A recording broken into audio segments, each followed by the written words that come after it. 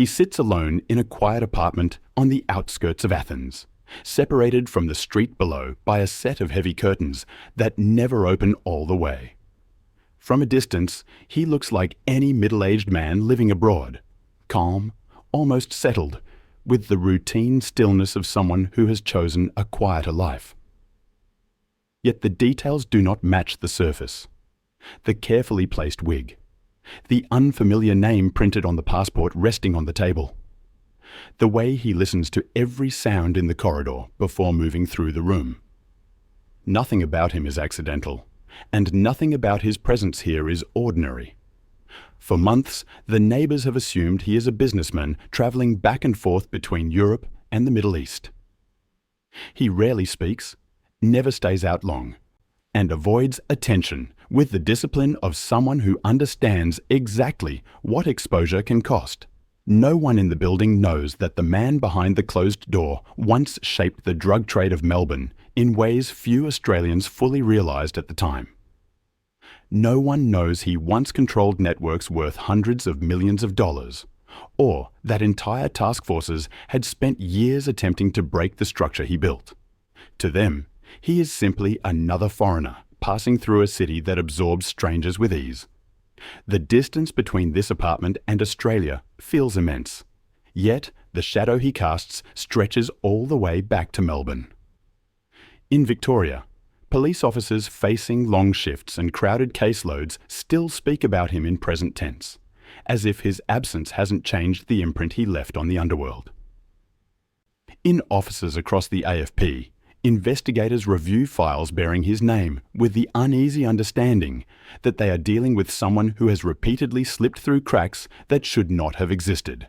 Interpol analysts sift through travel records and financial movements, searching for a pattern that might reveal where he will surface next. The effort spans multiple agencies and multiple borders, all converging on one question that refuses to be answered easily. How does a man walk out of a courtroom while under prosecution, disappear without trace, and re-establish himself on the other side of the world? What does it take for an individual already known to authorities to move past every checkpoint designed to contain him? And, more importantly, how many signs were missed before he reached this point? The questions linger, because something about this escape suggests more than clever planning. There is a quiet implication that the system itself faltered at a moment when vigilance should have been absolute. The man in the apartment knows this.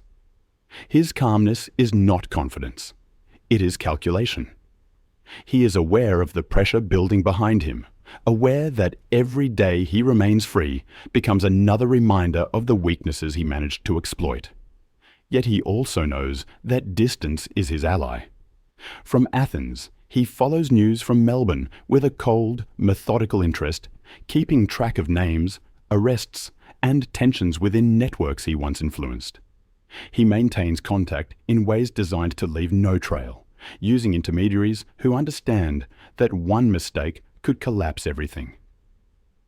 Across Australia, fragments of his story continue to surface. Officers recall brief sightings, discarded leads, and moments when they believed they were close, only to realize he had moved on hours earlier. Surveillance teams describe the frustration of watching a target who behaved as though he could sense their approach long before they arrived. The chase itself becomes a collection of fleeting moments.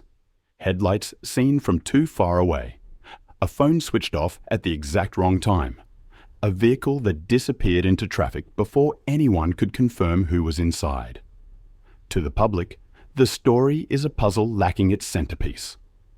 To investigators, it is a reminder that determination alone cannot compensate for gaps in coordination. And to those who once operated alongside him in Melbourne's underworld, his disappearance is proof that he never feared the law as much as the law believed he should. The search intensifies, but the man in the apartment maintains the same stillness, as though he has calculated every possible outcome and accepted each one without emotion. For viewers, the discomfort builds slowly. The longer the scene sits, the clearer it becomes that the man has not simply escaped. He has adapted. He has found a way to operate from a distance, to influence without appearing, and to remain relevant even while hidden. The knowledge that he continues to manage parts of his network from overseas unsettles those who follow the case. It suggests that the situation is not merely about a fugitive. It is about a structure strong enough to survive the absence of its figurehead. And yet, despite the complexity surrounding him, one truth remains untouched. Before the wigs, the false identities, and the international pursuit, he was just a boy from a migrant family trying to find his place in a city that grew faster than anyone expected. He once walked through the narrow, dusty laneways of early years Melbourne with no hint of the influence he would later wield. His journey from those streets to this quiet apartment is not sudden, nor is it simple. It is a path shaped by opportunity, missteps, and choices that echoed far beyond their immediate consequences. Before he became the man Australia chased across oceans, he was a child navigating a life that could have turned in any direction. He was born in Lebanon during a period marked by uncertainty, long before his name would appear in the files of Victorian investigators. His family, like many others seeking stability, made the decision to leave their home and travel to Australia. They settled in Melbourne with limited resources, carrying the hope that the city's expanding suburbs might offer a more predictable future. The transition was not simple. They arrived with little more than resilience, navigating a new language, unfamiliar systems, and the expectations placed on migrant families trying to establish themselves in a country that was still working out its own cultural identity. During his early years in Australia, the household operated much like others in the area. His parents worked long hours, taking whatever labour was available. The intention was straightforward: to build a foundation strong enough to support their children. Yet the pressures on the family were constant. Finances were often tight, and the obligation to provide meant that attention was divided. For a boy growing up in this environment, independence came early, not because it was encouraged, but because it was unavoidable. He learned quickly how to occupy the spaces left open by adults who were working to keep the household afloat. The suburb where he spent most of his childhood reflected the shifting dynamics of Melbourne at the time. Communities from different backgrounds lived close to one another without fully blending. Schools carried the weight of overcrowded classrooms, and public spaces were shaped by adolescent groups trying to position themselves within the local hierarchy. Street corners and small parks became informal meeting points, where young people negotiated identity, belonging, and influence. Within these pockets, social rules often mattered more than academic ambitions. Respect was measured not by grades, but by presence, attitude, and association. For a young boy observing these patterns, the path ahead seemed clearer outside the classroom than inside it. He was not disengaged because of a lack of intelligence. Rather, school felt distant from the realities he recognized around him. He saw that authority could be challenged, that boundaries could be tested without immediate consequence, and that confidence often mattered more than compliance. In that environment, he discovered that the ability to align with the right individuals provided a sense of security that formal structures struggled to offer. The understanding that influence came from who you stood beside shaped his behaviour long before he grasped its implications. As Melbourne continued to grow, the city became a focal point for waves of immigration. With that growth came a mix of cultures, each bringing its own tensions and adjustments. The economic divide widened, and the contrast between opportunity and struggle became more pronounced. In the outer suburbs, young people were exposed to both ambition and frustration. For some, it was a place where new beginnings took shape. For others, it created gaps where small-scale street crime found room to develop. These gaps were not the result of malicious intent, but rather of systems still adapting to rapid change. He was not an outlier in this landscape. Many boys of his age drifted between wanting to fit in and wanting to be noticed. He gravitated towards peers who prioritized boldness over caution. They were not hardened criminals, but rather adolescents testing the limits of their environment. Small acts of bravado emerged as a form of currency. A reputation built on risk-taking carried weight inside their circles, even if it held no value outside them. The thrill of being seen, of standing out, offered a temporary escape from the pressures waiting at home. The behaviours that began as harmless posturing gradually became entrenched. With each small step, he learned more about how to operate within the informal systems that shaped the suburb. He watched older boys navigate disputes, manage conflicts, and gain influence without drawing unnecessary attention. He saw how they negotiated loyalty, how they concealed mistakes, and how they interacted with adults in positions of authority. The lesson that stayed with him most was deceptively simple. Rules could be bent if you understood who enforced them, and consequences could be avoided if you aligned yourself correctly. These early experiences created a subtle but steady shift in his worldview. While other children his age were encouraged to pursue formal pathways, he was drawn to environments where quick decisions and strategic alliances mattered more. He recognized patterns in social behavior long before he encountered larger criminal structures.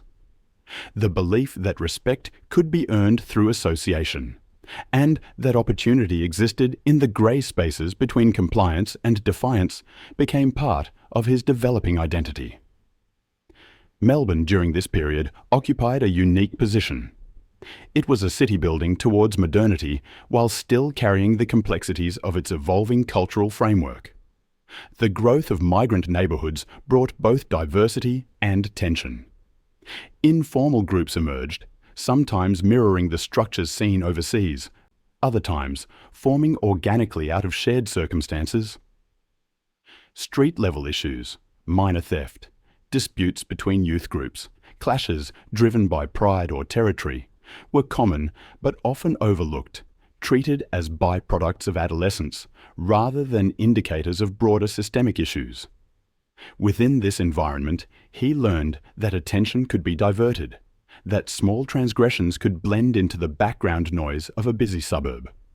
He also learned that adults, including teachers and local authorities, often lacked the resources to intervene consistently. The message, though unspoken, was clear. You could get away with more than expected if you understood when to stay silent and when to step back. This realization contributed to the sense of autonomy he valued, even though it placed him further from the structures designed to guide him. As he moved through adolescence, his relationship with the world around him shifted from observation to participation. He adopted the behaviors he admired in others: assertiveness, calculated risk-taking, and the willingness to challenge boundaries. He became more selective about the company he kept, aligning himself with individuals who offered a sense of protection and belonging. The patterns he observed as a child now informed his own decisions, shaping a path that drifted steadily away from conventional expectations. Despite this trajectory, nothing in his early life marked him as uniquely destined for notoriety. He was one of many young migrants navigating the pressure points of a growing city. The signs of deviation were subtle, almost unremarkable when compared with the experiences of others around him. Teachers described him as restless but capable. Neighbours saw a boy who seemed caught between responsibility and rebellion. Friends remembered someone who wanted to be recognised, even if he was unsure of the consequences that recognition would bring. By the time he reached late adolescence, the foundations of his future choices were already in place. His understanding of influence, loyalty, and opportunity had been shaped not by dramatic events, but by the slow accumulation of lessons learned in the margins of daily life. He carried the confidence of someone who believed he could navigate any situation, a belief strengthened by the absence of meaningful intervention during critical moments. It was not that he set out to challenge the system. Rather, he grew up in an environment where the system often felt distant or inconsistent. In retrospect, many young men from similar backgrounds experienced the same pressures without following the same path. Yet, for him, the combination of environment, timing, and personal inclination created a trajectory that would diverge sharply from those around him. From the laneways of his childhood to the broader networks he would one day enter, the progression appears gradual, almost inevitable when viewed through the lens of hindsight. Many boys like him emerged from those suburbs, shaped by similar pressures and exposed to similar influences. But only one of them would later become known as Fat Tony. Adulthood arrived for him without ceremony, marked less by milestones and more by a gradual shift in how he moved through the city. The habits that had taken shape in his teenage years followed him into this new stage of life, gaining weight as the world around him expanded. He no longer stood at the margins watching older boys assert themselves in the neighborhood. He was now part of those circles, learning the unwritten rules that dictated how conflicts were handled, how favors were exchanged, and how loyalties were formed. Small decisions, which once felt like passing moments, now carried consequences that reached further than he initially understood. His early involvement in minor offences did not appear remarkable at first. Petty theft, a few fights that escalated too quickly, and sporadic dealings in small quantities of cannabis placed him within the category of young men who drifted into trouble without necessarily meaning to. These actions did not create an immediate sense of alarm among the people who knew him. To neighbours and extended family, he was simply going through a phase that many hoped would settle as he matured. They believed that steady work or the responsibility of supporting his family might guide him back towards safer ground. The expectation that he would eventually outgrow these behaviours allowed warning signs to fade into the background. Those around him rarely intervened. Some did not want to assume the role of disciplinarian. Others felt uncertain about how much of his behaviour was a response to the pressures he had grown up with. There was sympathy for the challenges he faced as a migrant child navigating expectations at home and the complexities of the suburb outside. But within that sympathy was a tendency to overlook the patterns forming around him.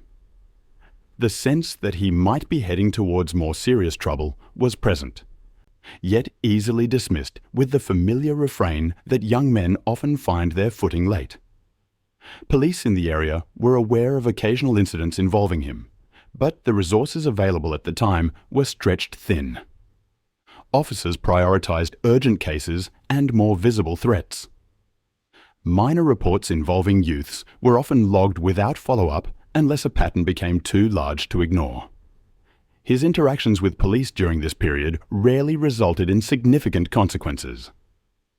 The lack of sustained intervention reinforced his belief that boundaries were more flexible than they appeared. For him, each incident that passed without major penalty felt like another indication that he understood how to navigate the system. This environment created space for new relationships to form. As he drifted further from school and sought out different networks, he met individuals with deeper connections to the city's criminal undercurrent. These were not the adolescent groups he had followed in earlier years. They were older, more confident, and more deliberate in how they operated. Their influence did not arrive in dramatic fashion. Instead, it took shape in the way they spoke, the way they handled disputes, and the way they carried a sense of authority that he found compelling. Being accepted into these circles offered a level of belonging and validation that traditional pathways had never provided. Opportunities began to emerge, each one presenting itself as a natural extension of the last. He learned how to assist with small errands that held greater significance than they appeared to outsiders. These tasks allowed him to observe how money moved through informal channels, how tensions were negotiated quietly, and how favors built long-term leverage. He became aware of the stability these networks provided to those who participated in them. The appeal was not rooted in glamour, but in predictability. He recognized that influence could be earned through reliability and discretion, traits he had been developing since childhood without fully understanding their value. Gradually, he stepped into roles that carried more responsibility. He contributed funds to local gambling rooms, gaining insight into operations that relied on consistent turnover and careful management. He moved small quantities of drugs at first, taking instructions from others who monitored his progress. These tasks introduced him to individuals who managed broader supply lines, people who understood how to maintain distance between themselves and the street-level activity that supported their income. As he gained their trust, he began assisting with simple forms of money laundering, helping to move cash through businesses that acted as buffers between the profits of criminal activity and the scrutiny of financial authorities. At this stage, the escalation was subtle. There were no dramatic turning points, no defining moment that marked a clear shift from petty offending to organized crime. Instead, the progression resembled a series of small steps, each one slightly further from the boundaries he had once recognized. In the absence of meaningful intervention and surrounded by individuals who encouraged his involvement, he adopted the behaviors of those he observed. He learned to maintain a calm exterior, to avoid unnecessary attention, and to treat every interaction as a potential test. For those watching from the outside, unease began to grow. Family members sensed a distance between him and the life they had hoped he would pursue. Friends from earlier years noticed that he no longer lingered in the places they once frequented together. Even community members who did not know him well could see that he was becoming harder to read. Yet, these observations rarely translated into action. Many believed it was not their place to question the path he was taking, while others assumed that he was simply seeking financial stability through unconventional means. The fact that he did not outwardly display reckless behavior gave some reassurance, even as the risks increased around him. Police records from the period show his name appearing more frequently in connection to investigations, though rarely as a central figure. He was often noted as being present rather than responsible, associated rather than implicated. These mentions were enough to indicate a shift, but not enough to trigger targeted surveillance. The focus of law enforcement was directed towards individuals already recognized as high risk, leaving him to operate in the spaces that fell between major cases. This oversight was not the result of negligence, but of limited manpower and competing priorities. Still, it created an opportunity for him to continue developing his connections with minimal interruption. By the time authorities began to recognize consistent patterns, he had already moved beyond the level of minor involvement. He had become part of a network that valued his discretion and reliability. The skills he acquired through experience, combined with the confidence gained from avoiding serious repercussions, positioned him to explore larger roles within these circles. Those who knew him socially began to express quiet concern, yet the concern was tempered by uncertainty about how to address it. Conversations occurred behind closed doors, shaped by a mixture of worry and resignation. Looking back, this period represents a critical juncture. It was a time when the trajectory of his life might still have shifted with the right influence or intervention. But the moment passed. The signals that suggested he was moving deeper into dangerous territory were noticed but not acted on, dismissed as temporary or exaggerated. The assumption that he would eventually correct course proved to be misplaced. As he reached adulthood fully, his name began appearing on police watch lists. At first, the references were brief, indicating only potential associations. Over time, the notations became more frequent. Still, few believed he would rise beyond the level of a minor participant in the city's criminal environment. What no one realized then was that these early steps had already set the direction for everything that would follow. By the time he moved into his most influential years, the foundations laid during his early adulthood had solidified into something far more structured. The networks he had pieced together through incremental steps were no longer simply contacts or informal alliances. They had evolved into an organized framework capable of generating substantial profit and protecting those who operated within its boundaries. What had begun as occasional errands and modest levels of involvement in illicit markets was now an enterprise with reach across multiple suburbs and ties to groups that relied heavily on reliable distribution and financial movement. Melbourne, during this period, was undergoing its own transformation. The city's underworld, long shaped by personality-driven rivalries, faced a shift as various groups competed for influence in an increasingly lucrative drug market. The demand for substances such as cocaine and amphetamine grew rapidly, fueled by economic expansion and a nightlife culture that created consistent opportunities for supply. He recognized these openings with a clarity sharpened by years of observing how criminal structures rise and fall. Rather than expose himself directly, he positioned himself as a coordinator, someone who understood both the logistics and the relationships required to sustain a major operation. His role was not defined by visible presence. Witness accounts from the time describe him as someone who kept conversations brief and movements discreet. He avoided unnecessary confrontation and maintained a cautious distance from street-level activities. Instead, he built layers around himself. Trusted intermediaries handled distribution. Financial handlers ensured cash moved through appropriate channels. Communications were coded or routed through individuals who understood the importance of discretion. He relied on a methodical approach that minimized exposure and allowed him to operate from a step removed, making it difficult for authorities to track his direct involvement. As the network expanded, it became clear that the structure he built offered more than profit. It provided stability to those who relied on its continued functioning. Suppliers, couriers, and financial intermediaries all benefited from the predictability he enforced. This predictability created loyalty, and loyalty strengthened the system. Through this, he managed an operation that supplied significant quantities of cocaine and amphetamine to various groups across Melbourne. Transactions were layered in ways designed to conceal origin and destination. Money moved through a mixture of legitimate and semi-legitimate channels, blending illicit profits into wider financial streams. Investigators later described the organization as unusually efficient for the time.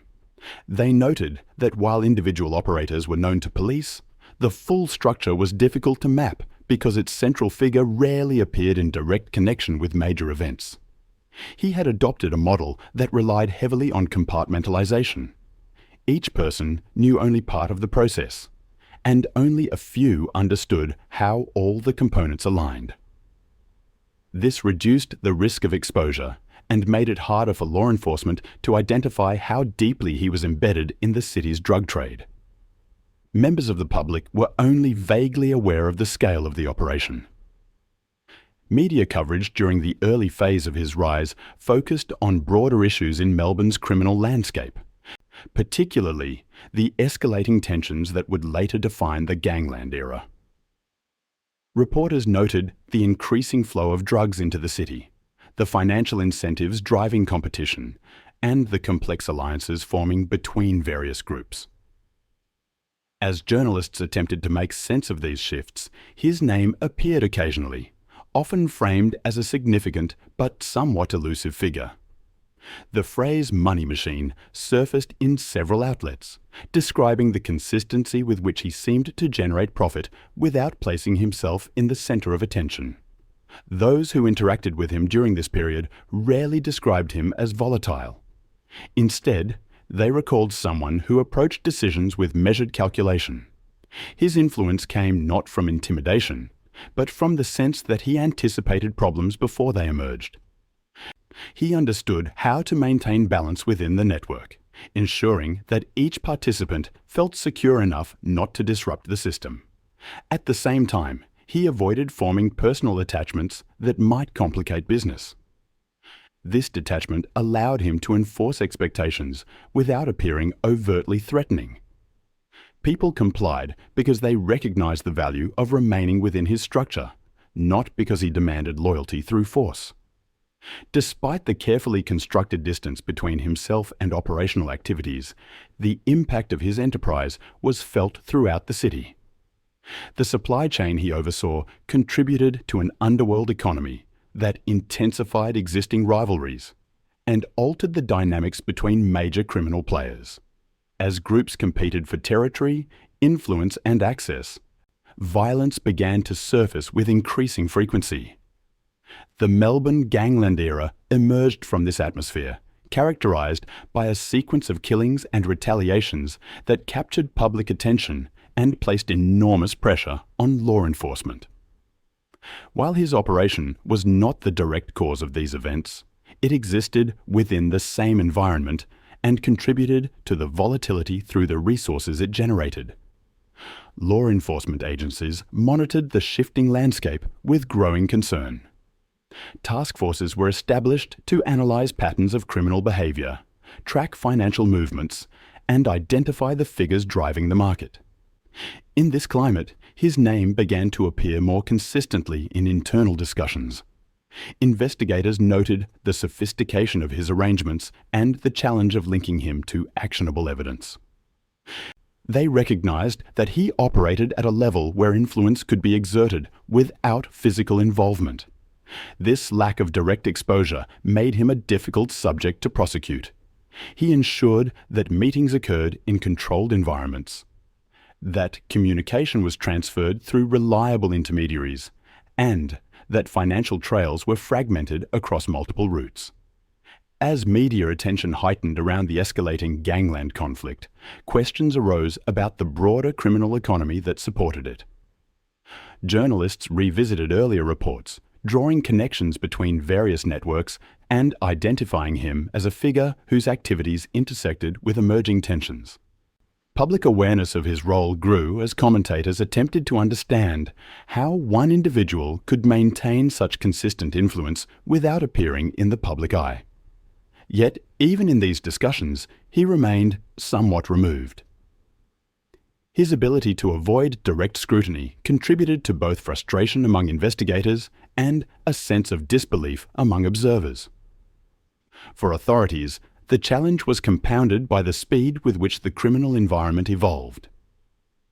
Each new incident added urgency to ongoing investigations, pushing resources towards immediate threats. This urgency created obstacles in pursuing figures like him, whose operations required long-term analysis rather than rapid response. Detectives later described the period as one where it felt as though they were constantly catching up, trying to interpret signals in an environment that changed faster than they could respond to. Within this climate, he continued to operate with a degree of confidence shaped by years of avoiding serious consequences. The tipping point arrived when his activities intersected with legal proceedings. Charged with serious offences related to drug trafficking, he entered the courtroom as a man whose name had circulated through law enforcement circles for years. For investigators, the trial represented an opportunity to bring long-standing efforts to a conclusion. For the public, it provided a rare glimpse into the scale of the operation he had maintained. The proceedings were expected to mark a turning point, signaling that the system had finally caught up with him. Yet in 2006, during the course of the trial, he disappeared. The circumstances surrounding his departure were not dramatic. There was no confrontation or chase. One day he was present, and the next he was gone. The absence raised immediate questions about how someone so closely monitored could walk away from a courtroom without drawing attention. It also exposed vulnerabilities within the very systems designed to prevent such occurrences. His disappearance marked the end of one chapter and the beginning of another that would challenge authorities across multiple jurisdictions. When he vanished during the legal proceedings in 2006, the reaction inside Victoria Police was immediate. The disappearance was not dramatic, yet the implications were profound. A man at the center of a major drug prosecution had walked out of the system's grasp without resistance, leaving behind more questions than answers. For Piranha Task Force, the unit already stretched thin. Investigating the escalating violence of the gangland era, the event marked the beginning of a long and complex operation that would test every assumption they held about how fugitives behave. At the outset, there was cautious optimism. Investigators believed the window for escape was small, and that the combination of surveillance traces, financial activity, and known associates would lead to his location quickly. The first 24 hours were dedicated to retracing his movements and identifying gaps through which he might have slipped. Detectives screened phone records, reviewed CCTV coverage around familiar locations, and checked ports, airports, and major roads. The expectation was that he could not have traveled far. Most fugitives, especially those facing substantial charges, make early mistakes. The team hoped he would be no exception. But the initial confidence faded as early leads weakened. Mobile numbers linked to him ceased activity at almost the exact moment of his disappearance. SIM cards that had been monitored were either switched off or discarded entirely. Bank accounts remained untouched, suggesting he had prepared financially well before the escape. Homes associated with family members and associates showed no significant movement. There were no vehicles abandoned at transport hubs, no sightings from the public, and no communication intercepted that placed him within a reachable radius. The absence of trace was as striking as any evidence they might have hoped to find. AFP joined the investigation shortly after, recognizing that the situation now carried the potential to extend beyond Victoria. The cooperation between agencies was sincere, yet the differing priorities and operational methods created friction. AFP placed emphasis on examining passport records, border activity, and offshore networks. Piranha, meanwhile, focused on known underworld connections inside Melbourne. Both approaches were valid, but coordination required time the investigation could not afford. In hindsight, investigators would describe the early weeks as a period where parallel efforts struggled to align, allowing him room to widen the distance. A turning point came when the task force received reports suggesting he had been sighted near coastal areas west of Melbourne. Patrols were dispatched, properties were searched discreetly, and informal interviews were conducted with individuals who might have encountered him. Each lead generated a brief sense of momentum, only to fade once the details were assessed. Some sightings were mistaken identity.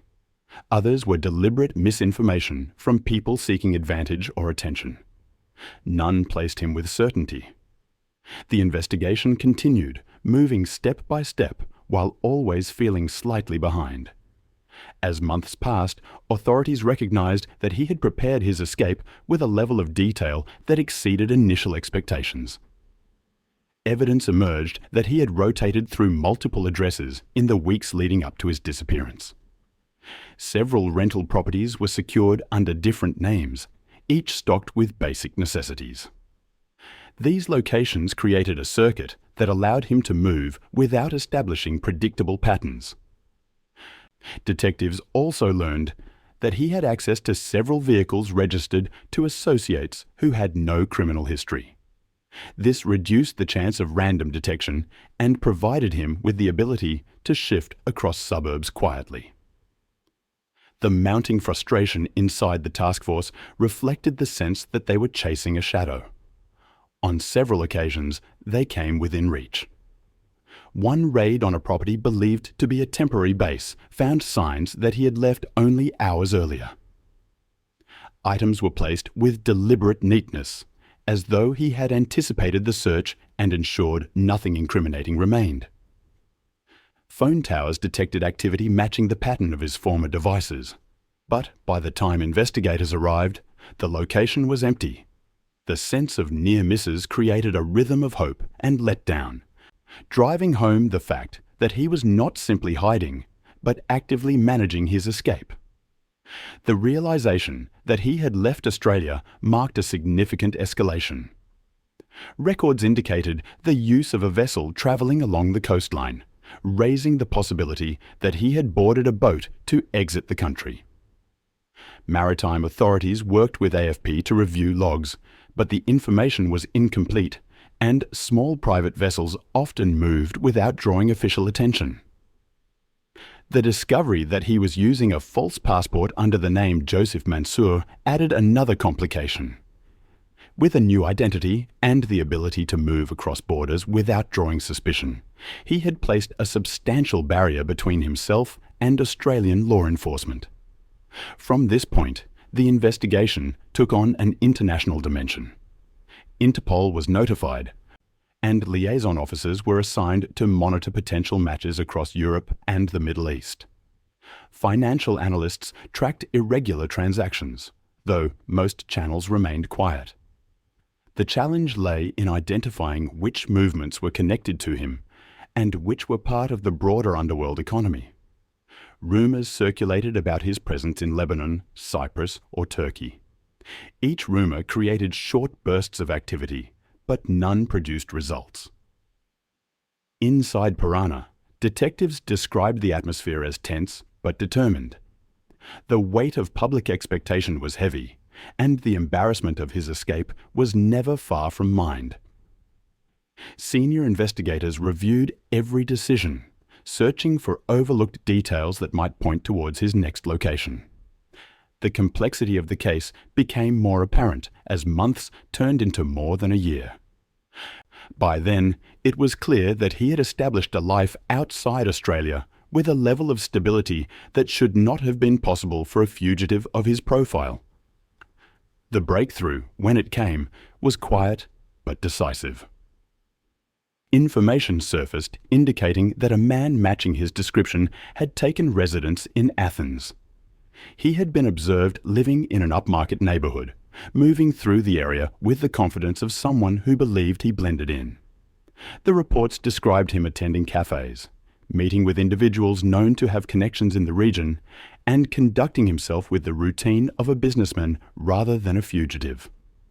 What stood out to investigators was not the luxury of his surroundings, but the normalcy. He was living as though his life in Australia had simply paused rather than collapsed. Further intelligence confirmed that communication channels linked to his former network in Melbourne showed signs of structured coordination. It became apparent that he had continued to oversee certain aspects of his organisation from abroad, relying on intermediaries well positioned to carry out instructions. The distance had not severed his influence. Instead, it provided a form of insulation, shielding him from immediate risk while allowing him to maintain relevance within the market he once dominated. For the task force, the discovery created a mixture of relief and frustration. The certainty of his location provided a path forward, yet the knowledge that he had lived comfortably for so long underscored the gaps that had allowed him to flee in the first place. Coordination between Australian authorities and Greek law enforcement soon intensified, setting in motion the next stage of the pursuit. When Greek authorities finally confirmed that the man living under the name Joseph Mansour was in fact the fugitive Australian investigators had been searching for, the reaction within the task force was restrained but decisive. Years of fragmented leads had pointed in many directions, yet this one aligned with information that had been building quietly in the background. The confirmation felt less like a breakthrough and more like a curtain pulling back, exposing a version of his life that few imagined could have been maintained while he remained the subject of an international alert. The discovery forced a reassessment of how extensively he had prepared for his escape and how confidently he had settled into a new environment far from Melbourne. Greek officers who later provided statements described him as composed when they began observing him. He appeared to move through the neighbourhood with the ease of someone accustomed to anonymity. The name on his documents, the clothing he chose, the way he interacted with local residents all suggested a man who believed he had successfully separated himself from his past. During surveillance, officers noted that he often sat for hours in cafes without displaying any visible concern.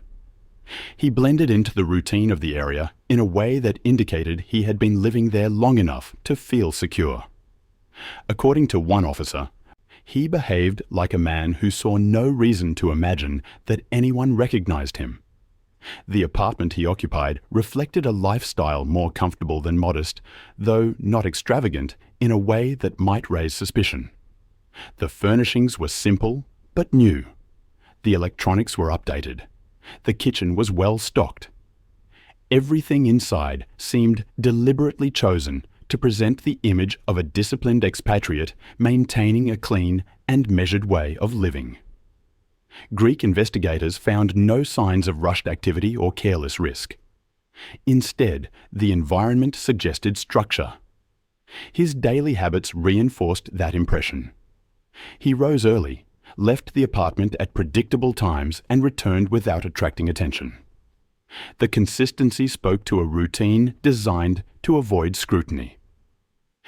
Australian authorities reviewing the initial surveillance reports were struck not by the luxury, but by the organisation.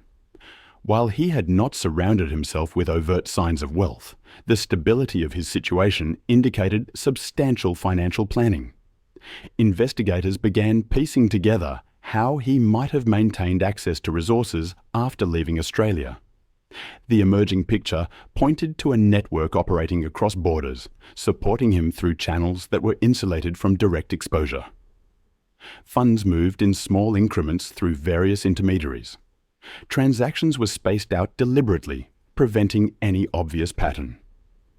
Each movement was structured to ensure it could pass as legitimate activity unconnected to him. Documents later obtained through joint efforts between Greek and Australian authorities revealed layers of financial planning that exceeded what many fugitives typically manage. Accounts had been opened under false identities long before his escape, allowing funds to be dispersed across different jurisdictions. Shell companies linked to unrelated industries helped mask occasional transfers. Cash couriers operating independently of one another ensured that no single person understood the full scope of the operation. These strategies mirrored the compartmentalization he had used in Melbourne, reinforcing the impression that his escape was not an impulsive reaction, but a long-form plan developed with considerable patience. Contacts within Europe acted as intermediaries, enabling him to maintain communication with individuals in Australia without drawing attention to himself. These contacts did not appear to be high-profile associates. Instead, they were people who could blend into ordinary routines, making their involvement difficult to detect. Phone records, when eventually traced, showed patterns consistent with coded arrangements. Short calls, often within minutes of each other, routed through multiple devices. Messages passed indirectly, ensuring that no direct link between him and any single person could be easily established. The structure of these communications revealed the same strategic caution that had defined his earlier operations. When details of his life in Athens reached Australian media outlets, the public reaction was one of disbelief. Newspapers ran headlines questioning how a man once labelled one of the most influential figures in Melbourne's drug trade had managed to reposition himself overseas with such calm. Commentators referred to him as a figure who had slipped into European life as though his departure from Australia had been a planned transition rather than an escape from legal proceedings.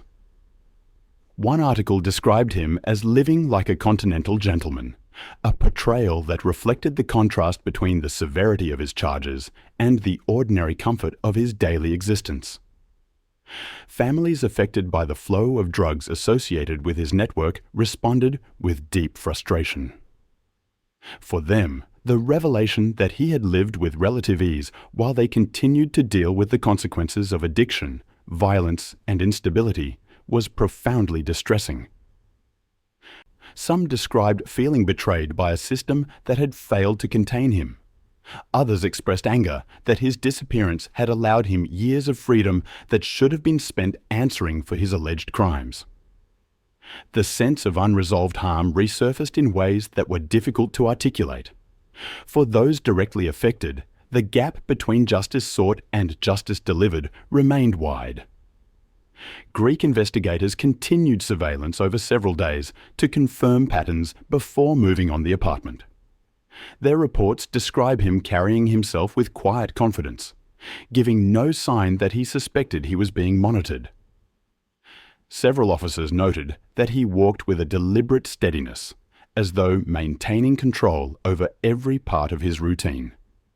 He visited a small number of locations, all within a comfortable distance of the apartment.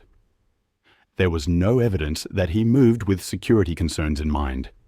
He made no attempt to check for tails or vary his route. He appeared to believe that his identity as Joseph Mansour was secure enough to protect him. As the operation intensified, authorities reviewed the apartment's access points and the surrounding street layout. The building's design offered limited escape options.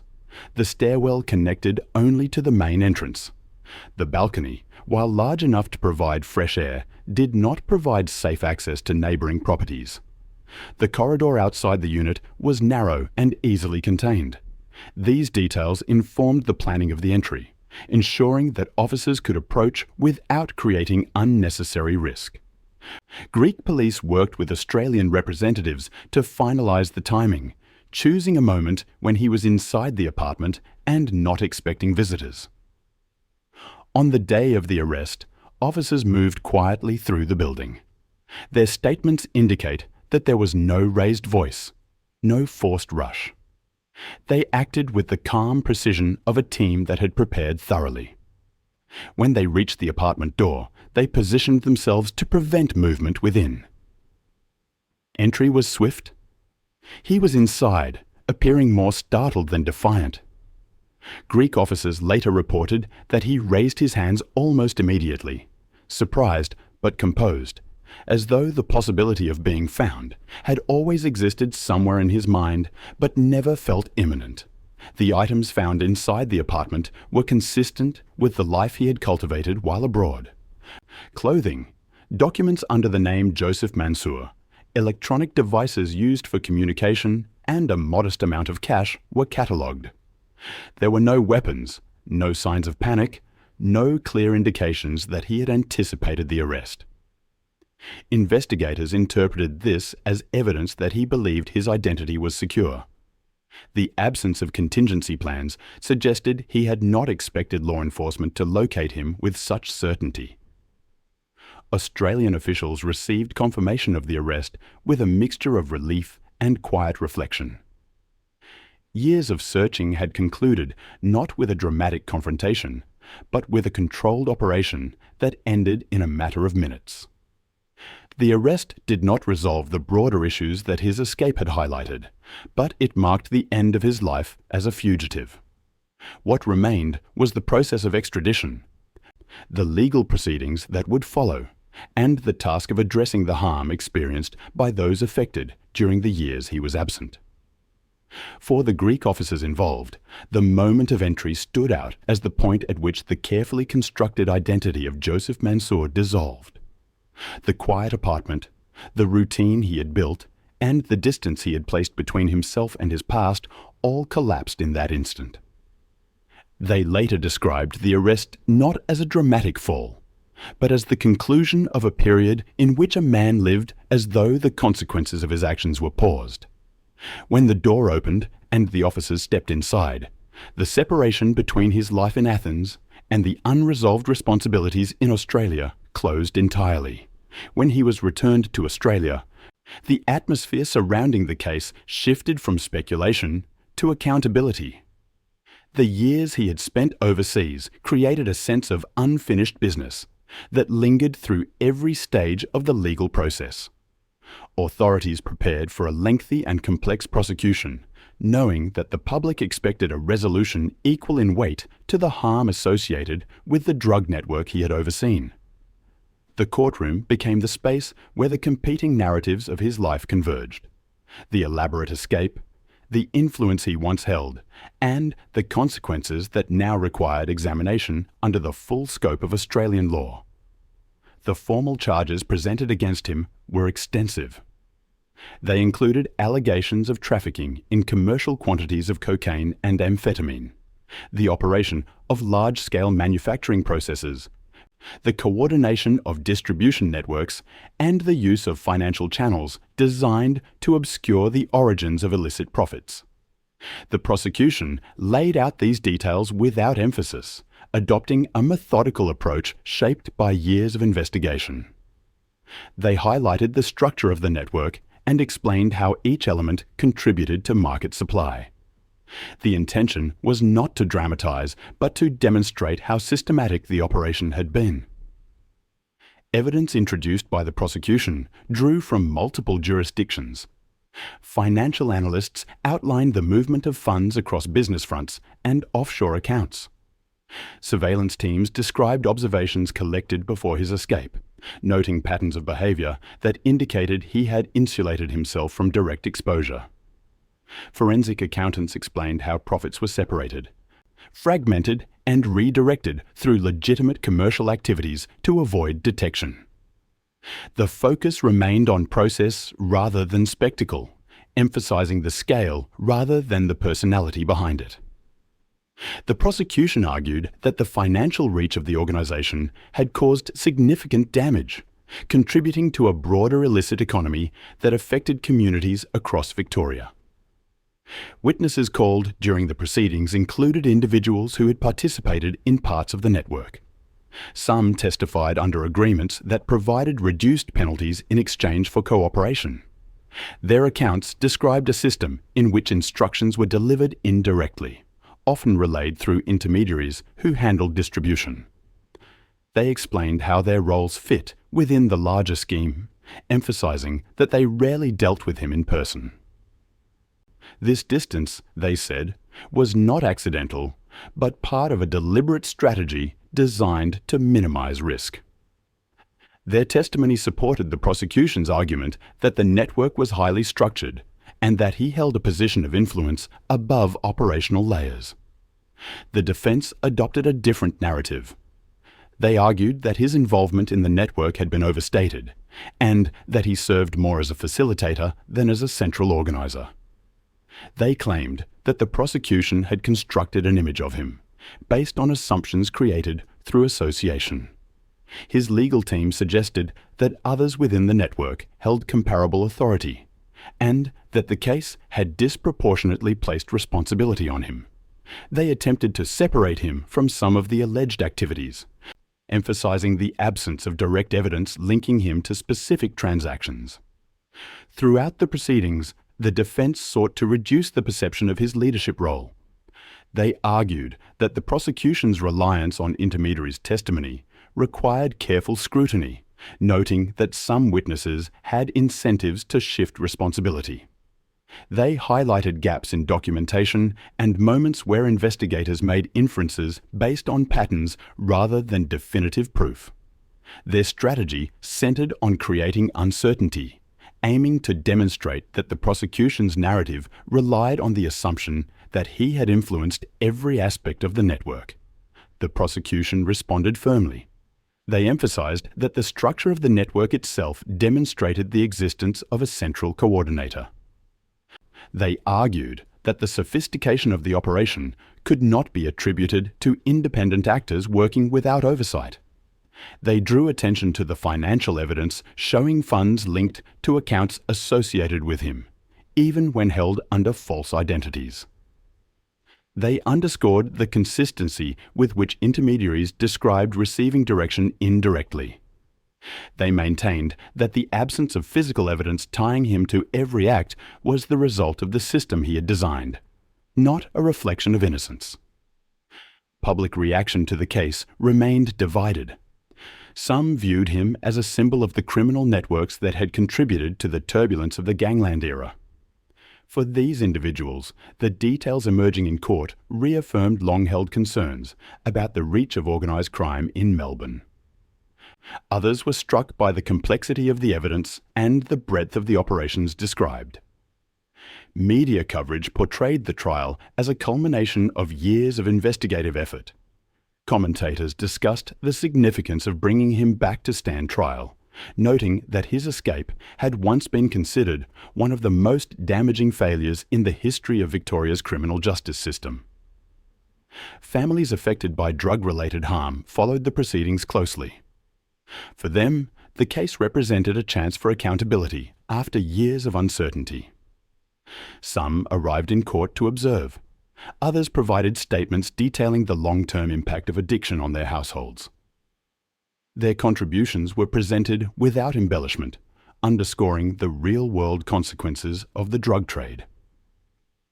They expressed frustration that he had lived freely overseas, while they continued to face the effects of decisions made by individuals within the network. Their voices gave the proceedings a gravity that extended beyond legal arguments. As the trial progressed, attention turned to the failures that allowed him to flee years earlier. The court did not examine these issues directly, but public pressure prompted both media and legal commentators to consider them. Questions arose about how a man facing serious charges had been able to disappear without immediate detection. Analysts pointed to weaknesses in monitoring systems, communication gaps between agencies, and the lack of consistent oversight during critical stages of his case. These discussions extended beyond the courtroom, prompting debates about the responsibility of institutions tasked with preventing such escapes. The judgment delivered by the court reflected the seriousness of the charges and the scale of the harm associated with the network. He was sentenced to 30 years in prison, with a non-parole period of 22 years. The judge emphasized the level of planning involved in the operation, the breadth of the distribution structure, and the long-term effects of the drugs that had entered the market.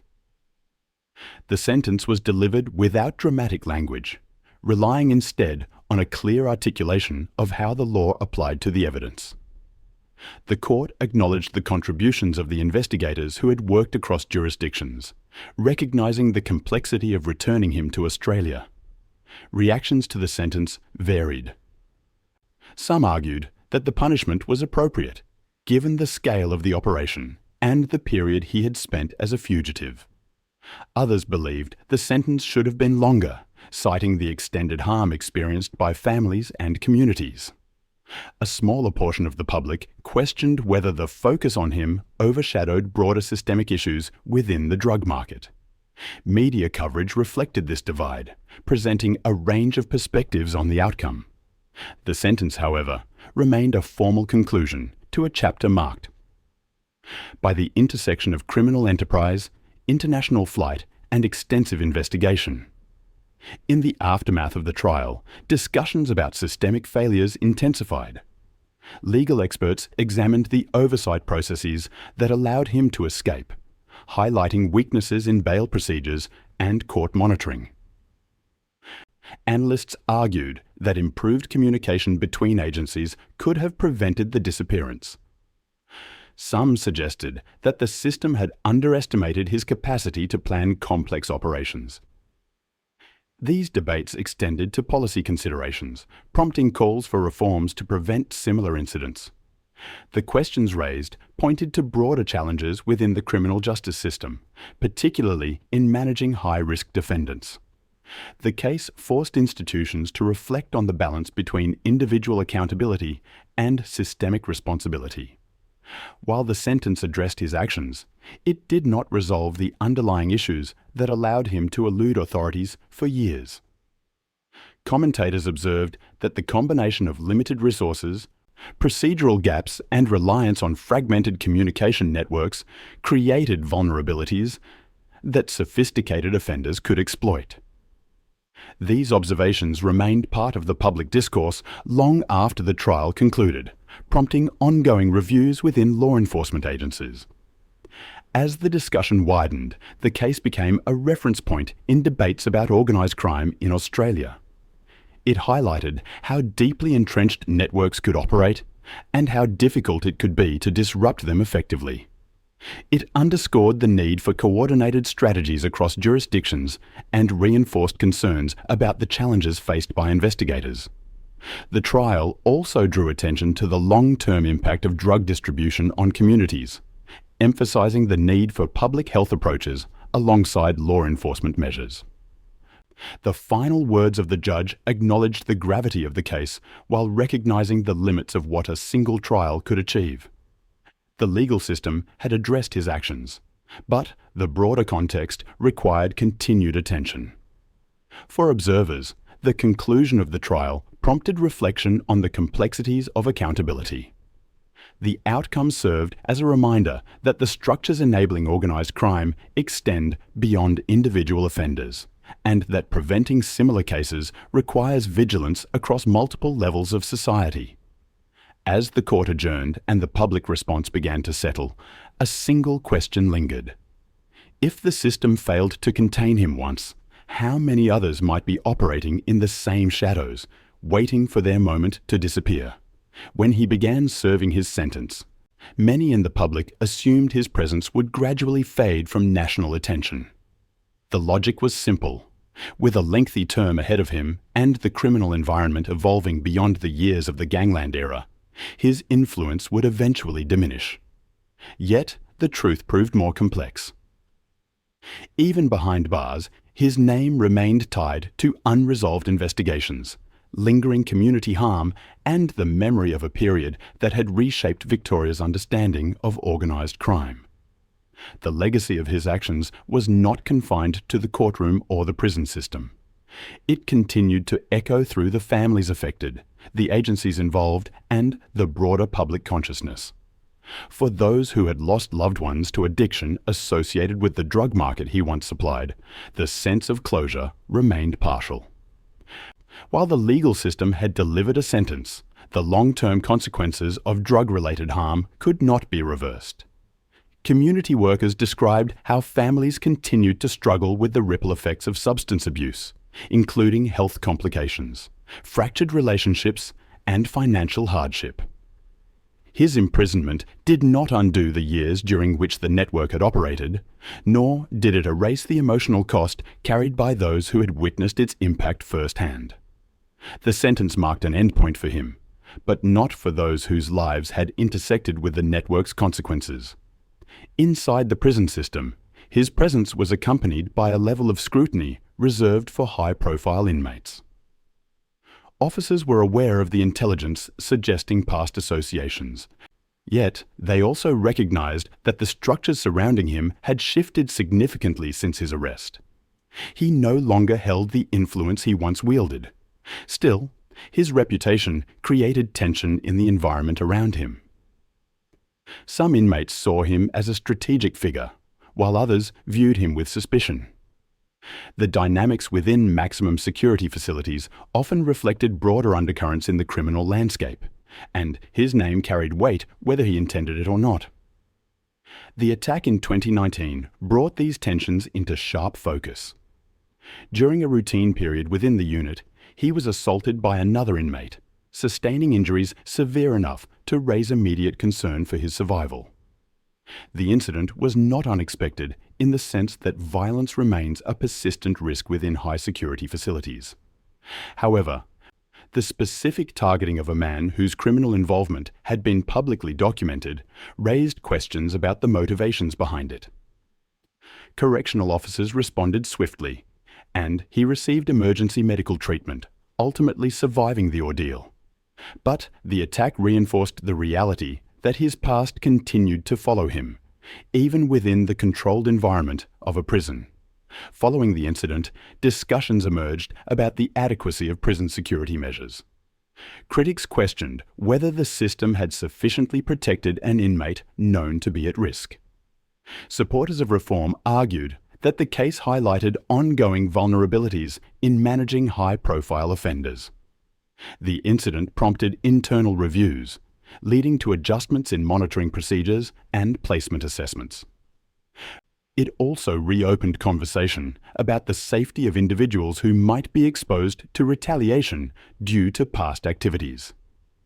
The broader implications extended beyond him, prompting consideration of how the correctional system addresses inmates who arrive with significant histories or public notoriety.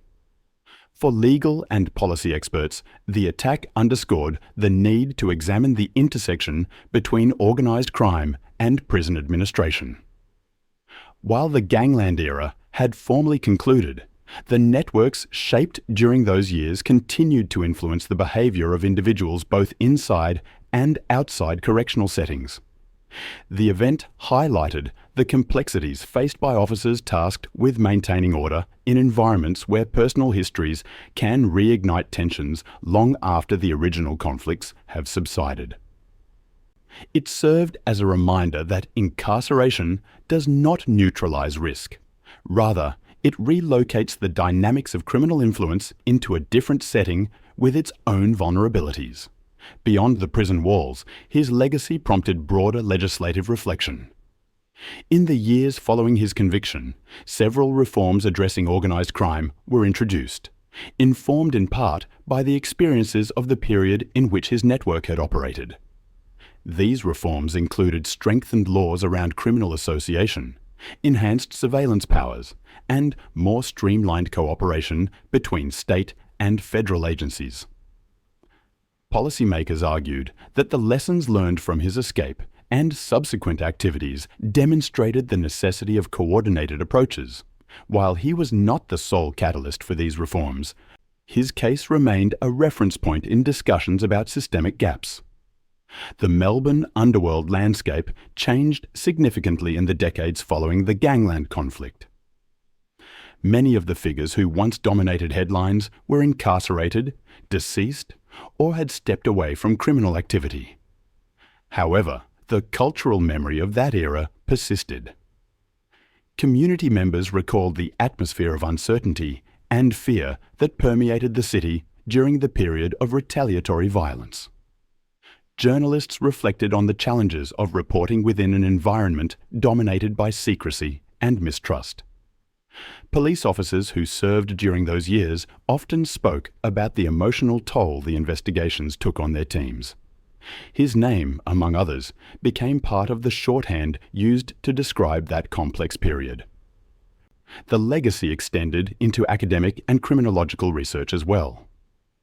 Analysts studied the structural factors that enabled networks like his to grow, examining how economic conditions, social marginalization, and regulatory gaps contributed to the environment in which organised crime could thrive. These studies emphasised the importance of early intervention strategies, community-based support programs, and improved communication between agencies. His case provided a stark illustration of how criminal enterprises can evolve when oversight systems fail to keep pace with rapidly changing dynamics. Families affected by related crimes continued to seek answers, sometimes independently of legal proceedings. They described the feeling of living through an era in which the boundaries between daily life and criminal activity felt uncomfortably close. For some, his imprisonment offered a measure of closure, but not resolution. They noted that the damage inflicted during the peak of the network's operations had long-term consequences that would not fully heal. Community remembrance events occasionally referenced the period, emphasizing the human cost behind the headlines and the importance of supporting those who continue to live with its effects. As time passed, his influence inevitably diminished, but the imprint of his actions remained. Younger generations aware of the gangland era through media coverage or family stories recognized his name as part of a broader narrative about crime and consequence in Victoria. Documentaries, Public inquiries and institutional reviews continued to examine the era, often invoking his case as an example of the complexities involved in dismantling organized networks. These accounts tended to focus not on sensational aspects, but on the structural lessons drawn from those years. The debate about systemic responsibility intensified as analysts revisited the circumstances that allowed him to escape in 2006. The focus extended beyond individual error, drawing attention to procedural gaps and communication failures. These reflections did not aim to assign blame to particular individuals, but to encourage institutional accountability. Commentators highlighted the importance of recognizing how high-risk defendants can exploit weaknesses in the system, and emphasized the need for consistent, well-resourced oversight. His escape remained a case study in discussions about effective risk management and cross-agency collaboration. Within prisons, his condition changed over time. The lingering effects of the 2019 attack, combined with age and ongoing health issues, influenced how he navigated daily life. Officers noted a decline in physical capacity, though he continued to maintain routines where possible. His circumstances reflected the reality that incarceration brings its own form of aging, shaped by limited autonomy and constant surveillance. For some observers, his deteriorating health symbolized the natural conclusion of a life shaped by the pursuit of influence and the consequences that accompanied it. From a broader perspective, his story became a reflection on the long-term cost of organized crime. It illustrated how criminal enterprises can destabilize communities, overwhelm legal systems, and create generational harm. It demonstrated the strain placed on law enforcement agencies tasked with responding to complex, multi-layered networks. It highlighted the vulnerabilities that arise when institutions fail to anticipate the strategies used by those seeking to avoid detection. His case touched on policy, public health, social cohesion, and institutional resilience, making it a reference point for discussions extending far beyond his individual actions. As research into the gangland era continued, scholars emphasized the need for transparency in both policing and judicial processes. They argued that addressing organized crime requires more than reactive measures. It demands investment in education, employment pathways, and support services for at-risk communities. The lessons drawn from his case underscored the importance of early identification and intervention, ensuring that individuals vulnerable to criminal recruitment receive the resources needed to avoid being pulled into those networks. These reflections aimed to move the conversation from punishment alone to the prevention of future harm. The end of his public relevance did not erase the narrative he helped shape. Melbourne continued to evolve, but the memory of the era in which he rose remained embedded in the city's history. It served as a reminder that organized crime is not an external force, but one that grows from within society's own gaps. His story illustrated how the convergence of opportunity, oversight failure, and personal ambition can create a network that persists until confronted with coordinated action. For those who lived through the years of turbulence, the impact lingered.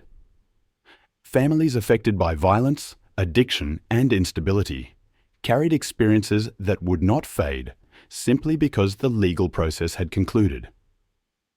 Police officers who spent years investigating complex criminal networks reflected on the emotional cost of the work. Journalists who covered the era recalled the difficulty of reporting responsibly in a context dominated by public fear and limited information. The narrative remained layered, shaped by many perspectives, each carrying its own form of memory. In the end, his legacy existed not only in the actions he took, but in the silence that allowed those actions to grow unchecked for so long, prompting a final reflection that continues to resonate. Sometimes evil does not need to shout. It only needs the space created by silence that lasts too long.